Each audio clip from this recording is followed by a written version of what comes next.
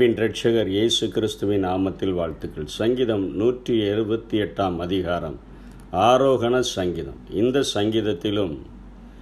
சங்கீதத்தினுடைய ஆசிரியர் ஆண்டவருக்கென்று அர்ப்பணித்து வாழுகிற வாழ்விலிருந்து நித்திய வாழ்வு வரைக்கும் ஒரு மனிதனுடைய வாழ்விலே, ஒரு குடும்பத்திலே கர்த்தர் எப்படி ஆசீர்வாதத்தை கட்டளையிட முடியும் என்பதை விளக்கும் வண்ணமாக இந்த சங்கீத பகுதியை எழுதியிருக்கிறதை பார்க்கிறோம். 127 சங்கீதம் கர்த்தர் வீட்டை கட்டுகிறார் என்றும், 128 சங்கீதம் கர்த்தர் குடும்பங்களை ஆசீர்வதிக்கிறார், வீட்டை ஆசீர்வதிக்கிறார் என்றும் ஒரு கோர்வையிலே எழுதப்பட்டது போல இங்கே எழுதப்பட்டிருக்கிறது. கர்த்தருக்கு பயந்து அவர் வழிகளில் நடக்கிறவன் எவனோ அவன் பாக்கியவான். உன் கைகளின் பிரயாசத்தை நீ சாப்பிடுவாய், உனக்கு பாக்கியமும் நன்மையும் உண்டாயிருக்கும். உன் மனைவி உன் வீட்டோரங்களில் கனிதரும் திராட்சை செடியைப் போல இருப்பாள், உன் பிள்ளைகள் உன் பந்தியை சுற்றிலும் ஒலிவ மரக் கன்றுகளைப் போல இருப்பார்கள். இதோ கர்த்தருக்கு பயப்படுகிற மனுஷன் இவ்விதமாய் ஆசீர்வதிக்கப்படுவான் என்று எழுதப்பட்டிருக்கிறது. கர்த்தருக்கு பயந்து அவர் வழிகளில் நடக்கிறவன் எவனோ அவன் பாக்கியவான். கர்த்தருக்கு பயப்படுதல் என்று சொன்னால் அவருடைய பரிசுத்தம், அவருடைய மகத்துவம், அவருடைய வலிமை, அவருடைய அன்பு போன்றவற்றிற்கு நம்ம மிகுந்த மரியாதையை கொடுத்து ஆண்டவர் நடத்துகிற பாதையிலே நம்மை நடப்பதற்கு ஒப்பு கொடுக்கிற ஒரு மனுஷனை குறித்து வேதம் சொல்லுகிறது. அவன் பாக்கியவான். ரட்சிக்கப்பட்ட ஒரு தேவ பயமுடைய ஒரு மனுஷன் அவன் இழப்பிலிருந்து மீட்கப்பட்டபடியினாலே அவனது ஆத்துமா மாபெரும் அழிவாகிய அந்த நரகத்திலிருந்து மீட்கப்பட்டபடியினாலே வேதம் சொல்லுகிறது அவன் பாக்கியவான் என்று சொல்லுகிறது. எப்படி நடத்தப்படுகிறான்? ரோமர் 8 அதிகாரத்திலே 14 பவுல் சொல்லுகிறார், மேலும் எவர்கள் தேவனுடைய ஆவியினால் நடத்தப்படுகிறார்களோ அவர்கள் தேவனுடைய புத்திரராய் இருக்கிறார்கள். ஆவியானவர் நடத்துகிறார் என்பதை இயேசுவே பேசுகிறார். யோவான் 16:13 அவர் சகல சத்தியத்திற்குள்ளும் உங்களை நடத்துவார். பிதாவானவர் அனுப்பி வைக்கிற அவர் சத்திய ஆவியாகிய தேற்றரவாளன் உங்களை சகல சத்தியத்திற்குள்ளும் அவர் நடத்துவார். நடத்துகிறவர் மாத்திரமல்ல, என்னிடத்திலிருந்து நான் சொன்னதிலிருந்து எடுத்து உங்களுக்கு போதிப்பார் என்று சொல்லி அவருக்கு பயந்து அவருடைய வழிகளில் பரிசுத்தத்தின் மேலே மிகுந்த மரியாதையை கொண்டு வாழ்கிற ஒரு மனுஷன், பரிசுத்த ஆவியினால் நடத்தப்படுகிற ஒரு மனுஷன்தான் மாபெரும் அழிவாகிய நரகத்திலிருந்து மீட்டெடுக்கப்பட்டவன், அவன் பாக்கியவான். அப்படிப்பட்ட மனுஷனுடைய குடும்பத்தில் என்ன நடக்குது? உன் கைகளின் பிரயாசத்தை நீ சாப்பிடுவாய், உனக்கு பாக்கியமும் நன்மையும் உண்டாயிருக்கு. ஏசாயா 3 அதிகாரம் 10 தெளிவாக சொல்லப்படுகிறது, நீதிமான்களுடைய உங்களுக்கு நன்மை உண்டாகும் என்று நீதிமான்களுக்கு சொல்லுங்கள், அவர்கள் தங்கள் கிரியைகளின் பலனை அனுபவிப்பார்கள். அதுக்கு அடுத்த வசனம், துன்மார்க்கனுக்கோ ஐயோ என்று சொல்லப்படுகிறது.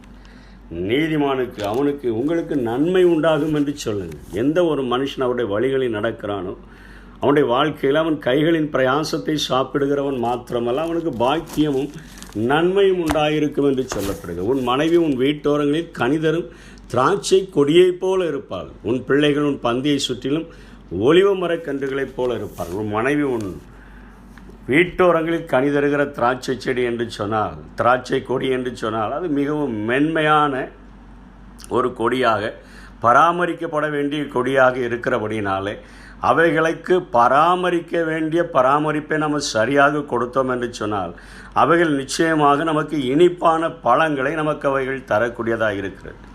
பவுல அப்போஸ்தலர் ஒரு மனைவிக்கும் கணவனுக்கும் உள்ள உறவு, வாழ்க்கை, அன்பு செய்தல் ஆகியவற்றை குறித்து மிகவும் தெளிவாக எழுதியிருக்கிறார் வேதத்திலே.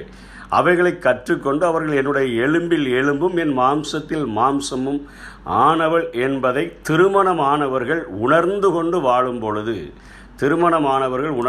வாழும் பொழுது அவர்கள் பராமரிக்கப்படுகிறார்கள். மனைவி பராமரிக்கப்படுகிறார். அவள் சொந்த சரீரமாக இருக்கிறபடினால சொந்த சரீரமாக பாவித்து அவள் மேல் அன்பு செலுத்து என்று வேதம் சொல்லுகிறபடி அன்பு செலுத்தும் பொழுது அவள் இனிப்பான பழங்களை தரக்கூடியவளாக, 2 பக்கமும் பேலன்சிங்காக எழுதப்பட்டிருக்கிறது.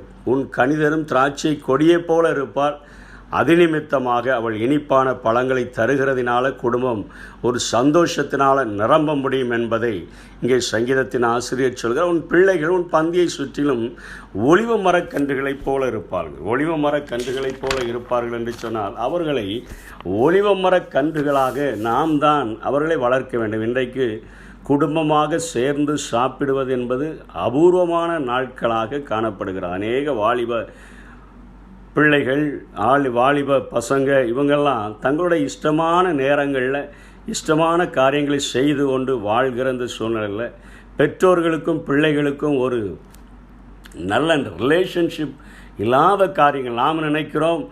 நாம் அனுப்புகிற ஆலயங்கள், நாம் அனுப்புகிற சண்டே கிளாஸ்கள், நாம் அனுப்புகிற ஸ்கூல்கள் அவர்களை திருத்திவிட வேண்டும் என்று நினைக்கிறோம். அப்படியல்ல. வேதம் நாம் தான் முதலில் அவர்களை ஆண்டவருக்கு நேராக வழி நடத்தி அவர்களை நல்வழிப்படுத்த வேண்டும்.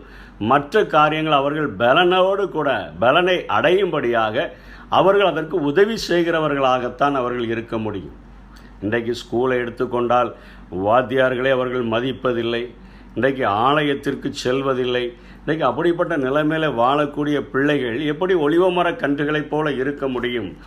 வேதம் அநேக காரியங்களை அறிவுறுத்துகிறது. ஒரு சில காரியங்கள் பிள்ளைகளை முதல்ல ஆண்டவருக்கென்று அர்ப்பணிப்பு செய்கிறவர்களாக நாம் காணப்பட வேண்டும். 1 சாமுவேல் 1:25 சாமுவேலை அன்னாள் ஆண்டவருக்கென்று அர்ப்பணிக்கிறதை நாம் பார்க்கிறோம்.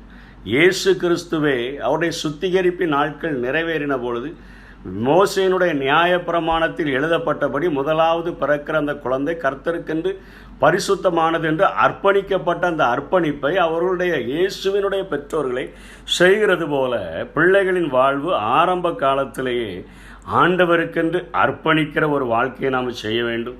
தீமையை விட்டு விலகி ஆண்டவருக்கு பயப்படும் பயத்தை நம்ம தான் போதிக்கணும். ஆண்டவர் நீதியை எவ்வளவு விரும்புகிறார், பாவத்தை எவ்வளவு வெறுக்கிறார், பாவத்தை தேவன் எவ்வளவாக வெறுத்ததற்கு நியாய தீர்ப்பு கொடுப்பதற்கு ஆயத்தமாக இருக்கிறார். பாவத்தின் சம்பளம் மரணம், அது நரகத்துக்கு கொண்டு போய்விடும் அப்படிங்கிற காரியத்தெல்லாம் சின்ன வயதிலேயே அவர்களுக்கு நம்ம புகட்ட ஆரம்பிச்சிட்டோன்னா அவர்கள் இந்த உலகத்தில் கொஞ்சம் பிடிப்பில்லாமல் ஆண்டவரை இறுக பிடித்து கொள்கிறதற்கான வாய்ப்புகள் உண்டாகும். நமக்கு கீழ்ப்படிய செய்யணும். ஒழுக்கக்கேடான நண்பர்கள் இவர்களிடத்தில் அவர்கள் பழகிவிடாதபடி கொஞ்சம் கேர்ஃபுல்லாக இருக்கணும். சிற்றின்ப கேளிக்கைகள் இவைகளுக்கு நாமே கூட்டிக் கொண்டு செல்லக்கூடாது. பிள்ளைகள் செல்லாதபடி அவர்களை சரியான பாதையில் நடத்தணும்.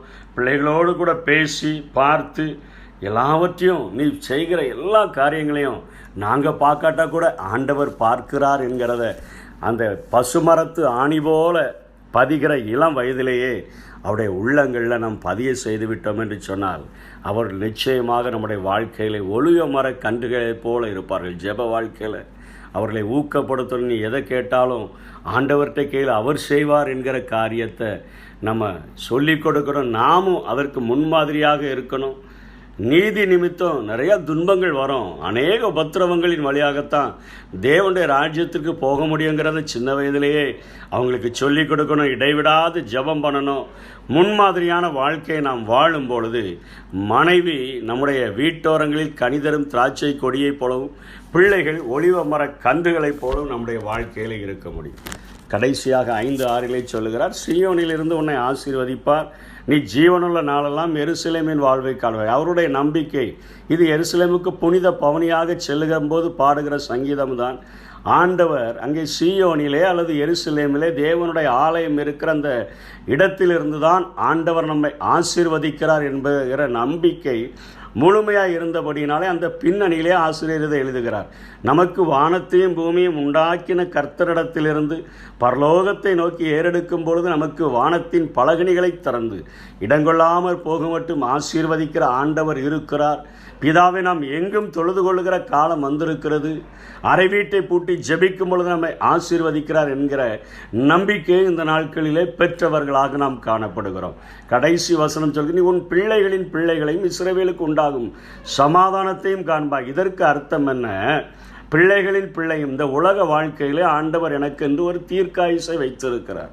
ஒரு நல்ல வாழ்க்கையை வைத்திருக்கிறார். இஸ்ரவேலுக்கு உண்டாகும் சமாதானத்தை காண்பார். இது 2ஆம் வருகைக்கு பின்பாக இஸ்ரவேலுக்கு மிகுந்த சமாதானம் உண்டாகும் என்று நாம் பார்க்கிறோம். அப்போது இந்த வாழ்க்கையை பார்க்க வேண்டும் என்று சொன்னால் நாம் நித்தியத்திற்குரியவர்களாக மாற்றப்பட வேண்டும்.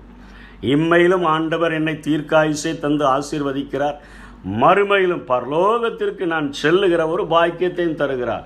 அந்த பாக்கியம் எனக்கு இருந்தால்தான் இஸ்ரவேலுக்கு ஆண்டவர் கொடுக்கிற சமாதானத்தை நான் காண முடியும் என்கிறதை இந்த வசனங்கள் குறிப்பிடுகிறதை பார்க்கிறோம். ஒரு பாவத்தினுடைய வழியிலிருந்து அவனை மீட்டெடுத்து கர்த்தருக்கு பயப்படுகிறவனாக மாற்றி பரலோகம் சேர்க்கிற வரையிலும் அவனுடைய குடும்பத்தை ஆண்டவர் ஆசீர்வதிக்கிறார் என்கிறதை இந்த சங்கீதத்தினுடைய ஆசிரியர் சொல்லிக் கொடுக்கிறார். இந்த வசனத்தின்படி நம்முடைய வாழ்க்கையை நாம் கட்டி கொண்டோம் என்று சொன்னால் இதில் சொல்லப்பட்ட ஆசீர்வாதங்கள், கர்த்தருக்கு பயப்படுகிற மனுஷன் இவ்விதமாய் ஆசீர்வதிக்கப்படுவான் என்கிற ஆசீர்வாதத்தை நாம் பெற்றுக்கொண்டு வாழ முடியும். அப்படிப்பட்ட கிருபைகளை தேவன் நமக்கு தந்தருள்வாராக.